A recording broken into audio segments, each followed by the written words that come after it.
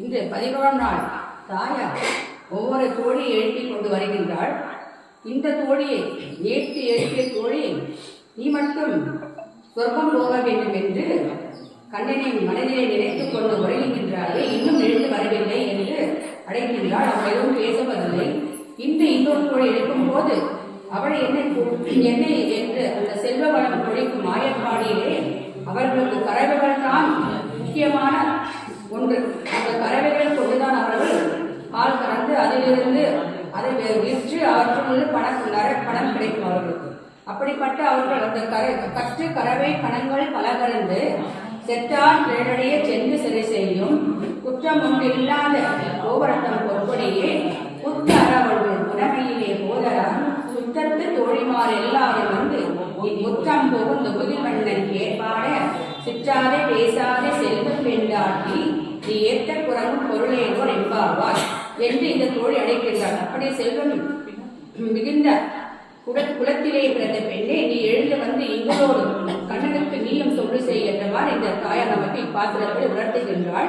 கட்டு கறவை கணங்கள் பல கறந்து, கட்டு கறவை நிறைய கறவைகள், ஒரு கறவை கிடையாது, கறவைகள் வந்து நிறைய இருக்கு. அந்த ஆயர்குலத்தில் அவர்கள் கோவலர்னு சொல்றாங்க. அந்த ஆயர்குலத்தில் இருக்கிற பால் கறந்து அவர்கள் கோவலர்கள் பெயர்.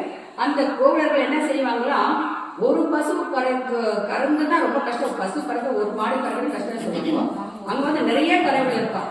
அப்ப அந்த ஒரு மனிதன், அந்த ஒரு கோவலர் பல மாடுகளை கறக்கும் திறன் கொண்டவர்களாம். அவர்கள் ஒன்று மட்டும் கறக்கிறார், பல கறவைகள் அவருக்கு தெரியுமா, அந்த கதை அவர்களுக்கு தெரியுமா. அப்படிப்பட்ட கறவைகள் சற்று கறவைகள் பல கறந்து செற்றார் நிலையை சென்று சரி செய்யும். அவர்கள் என்ன பண்ணா, செற்றார் நிலையை இங்கு வந்து விரோதிகள், செற்றார் விரோதிகள். இப்படிப்பட்டு மற்றவர்கள் என்ன நினைப்பார்களாம், இவர்களுக்கு என்ன தெரியும், வெறும் கறவைகள் கறப்பதற்கான் தெரியும், மற்ற ஒன்றும் தெரியாது என்று அந்நியர்கள் படையெடுத்தால் அவர்கள் என்ன செய்வார்களாம், அந்த கறவை களத்தை அப்படியே போட்டுவிட்டு இவர்கள் அவர்களுடன் போர் புரிந்து வெற்றி வாதி சொல்லுவார்கள். அப்படி திறன் மிக்க அவர்கள் கட்டால் எட்டால் திறனை சென்று சரி செய்யும். அங்க எங்கேயுமே போக மாட்டாங்க, சண்டைக்கு அவங்க அந்த சண்டை விட மாட்டாங்க. அப்படிப்பட்ட திறன் படைத்தவர்கள் இவர்கள். அப்படிப்பட்ட குலத்தில் பிறந்த பெண்ணை என்று இந்த பெண்ணை இவர்கள் உயர்த்தி பேசுகின்றார்கள். குற்றம் ஒன்றில்லாத கோவலர் பொற்படியே, அப்படிப்பட்ட குற்றமே இல்லை அவங்ககிட்ட. ஏன்னா உங்க குலத்தில் குற்றம் ஒன்று இல்லை. ஏன்னா அவர்களுக்கு மற்றவர்கள் ஏமாற்ற தெரியாது. ஆனா அவர்கள் அப்படி ஒரு உண்மையாக உழைக்கின்றார்கள். அந்த சூதுவாது தெரியாதுன்னு சொல்றாங்க. அப்படிப்பட்ட இந்த கோவர்களுக்கு அந்த மாதிரி எண்ணமே வராதா. அப்படின்னா அவர்களுக்கு மரத்தை எதுன்னு தெரியாது, இடத்தை எதுன்னு தெரியாது. அப்படிப்பட்ட அவர்கள் வாழ்ந்தார்கள். அப்படி இருக்கும்போது அப்படி ஒரு குலத்திலே நீ பிறந்த இல்லையா, அப்படி பெண்ணை எட்டி வரை கொள்கின்றாள். குற்றமில் கோர்த்தம் பொற்படியே குற்ற அளவு கொள்கள் புனமையிலே போதரார். குற்று அளவுனா இங்க வந்து பாம்பு குற்று சொல்லுவோம். இந்த பாம்பு என்ன பண்ணோமா, அது குற்றிலே பாதுகாப்பா இருக்கணும். ஏன்னா அது உள்ள இருக்கிறது நமக்கு யாருக்கும் தெரியாது. அது வெளியில வந்துதான் ஒன்று நம்ம அடிச்சு விடுவோம். அந்த குற்றிலே அது வந்து பாதுகாப்பு. அப்படிப்பட்ட பாதுகாப்பாக நீயும் உன் வீட்டிலே இருக்கும் போது பாதுகாப்பாக நினைக்கின்றார். கண்ணனே நினைத்து உறங்குகின்றார். ஏன்னா பாதுகாப்பா இருக்கிற அவங்க வந்து பயமே இல்லை. அப்படி குற்று அரவு புனமையிலே போதரான் சுற்றத்த தோழிமார் எல்லாரும் வந்து, இங்கே புனமையில் என்றால் இந்த அவங்க என்ன பண்ணாங்க, மயிலுக்கு ஒப்பிடுற அந்த தோழி. ஏன்னா அவள் அப்பப்பட்டு அழகு, அவள் நடை அழகு, நடந்த பண்ண மயில் அழகுன்னு சொல்றாங்களே, அந்த மயில் அழகு. அந்த மயில் என்ன பண்ணோம், கார்மேகத்தை கண்டால் மயில் வந்து விளையாட சொல்றாங்க. மழை கூட மயில் ரொம்ப சந்தோஷம். அப்படிப்பட்டு இவள் நடையழகை விவரிக்கின்றார்கள். அப்படியே இந்த கார்வெல்லாம் இந்த கண்ணனே நினைக்கின்றாளே. அப்படி மயில் வந்து வீட்டில் யாரும் வளர்க்க மாட்டாங்க. ஏன்னா மயில் வந்து வளைச்சுட்டு அவங்க வீட்டில் வந்து வளர்த்துருவாங்க. ஆனா இவள் சுதந்திரம் கொடுத்துருக்காங்க அந்த ஊரில் அவளுக்கு. அப்படிப்பட்ட சுதந்திரமா இருக்கிற மயில் போன்றவளே அப்படி சொல்லியிருக்காங்க. குற்ற அளவு புனமையிலே போதரால் சுத்தத்து தோழிமார் இல்லை, நம்மளாம் சுற்றம். அந்த கிராமத்திலே அவர்கள் இருக்கும் வீட்டிலே பக்கத்து எல்லாரும் சுற்றத்தார்கள். அவர்கள் எல்லாரும் ஒவ்வொருத்தரும் அவர் உறவினர் இல்லைனா கூட அவர்கள் சுற்றத்தாரை நினைக்கின்றார்கள். அதுதான் அது சென்ற அதுக்கு முன்னே பாடையில பூமணி மடத்திலே மாமி அவளை எழுப்பியோ உன்மகள் தான், அப்படி உரிமையா மாமின்னு கூப்பிடுறாங்க. ஏன்னா அவர்கள் சுற்றத்தார்கள், உறவினர்கள். அதனால மாமி அவளை எழுப்பியோ என்ற அந்த பாடையிலே குறிப்பிட்டார்கள். இங்கு நாங்கள் சுற்றத்தாராம் வந்து நீ முற்றம், இப்ப என்ன பண்ணிடுற முற்றத்துக்கு வந்துட்டு இருக்காங்க. அவங்க இதிலே வெளியிலே அழைத்தார்கள், அவள் வரவில்லை. என்ன செய்யறாங்க, முற்றத்துக்கே வந்துட்டாங்க அவளை எடுக்கிறதுக்காக.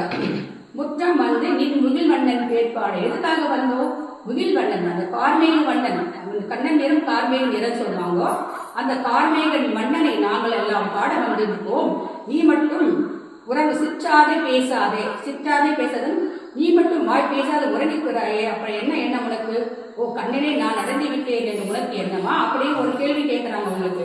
அப்ப அவங்க சொல்றாங்க, சிற்றாதே பேசாதே செல்வ பெண்டாட்டினி ஏற்ற குரங்கும் பொருளேயோர் என்பாவாய். அப்படி நீ நினைச்சிருக்காங்க கண்ணன் நீ ரொம்ப அழகிலே சிறந்தவள், குணத்திலே சிறந்தவர்கள், எல்லாத்துக்கும் ரொம்ப நீ கண்ணனுக்கு ஏற்றவள் தான், நான் இல்லைன்னு சொல்லவில்லை. ஆனால் நீ மட்டும் உன்னுடைய நீ மட்டும் கண்ணனை எடுத்து இருக்காமல் எங்களும் எழுந்து வா. இப்ப நாங்கெல்லாம் வந்துட்டு அவனை நம்ம எல்லாம் சேர்ந்து பண்ணோம். இங்க நேரம் சொல்ற ஆண்டாள்னா ஒருத்தர் மட்டும் கோவிலுக்கெல்லாம் போகக்கூடாது, பக்கத்துல எல்லாம் அழுத்து பண்ணணும். சத்சங்கம் எல்லாரும் ஒன்னா போயிட்டு நம்ம பெருமாளை வணங்கினால் நமக்கு நல்லது கிடைக்கும் என்ற ஒரு தத்துவத்தை இப்பாடலே குறிப்பிட்டார். தனியாக போகக்கூடாது, அனைவரும் சேர்ந்து பகவானை நாம் வேண்டினால் நமக்கு வேண்டியதை கிடைக்கும் என்ற ஒரு தத்துவத்தை இப்பாடலே நமக்கு குறிப்பிக்கின்றாள். பேர்பாடு சிற்றாதி செல்வ பெண்டாட்டினி ஏற்ற குரங்கும் பொருளையோர் எவ்வாவா. நமக்கெல்லாம் ஏற்றம் கொடுப்பார் பகவான். அதாவது நீங்கள் இருவரும் நினைத்துக் கொண்டிருக்கிறார், எனக்கு ஏற்ற மனவாத நாங்கள் ஒத்துக்கொள்றோம், நீங்க இருவரும் வெளியே இருந்தால் நான் உங்களுக்கு புருஷாகாரம் செய்ய வேண்டும். இந்த புருஷாகாரம் என்ற தத்துவத்தை இப்பாடலில் உணர்த்துகிறான்.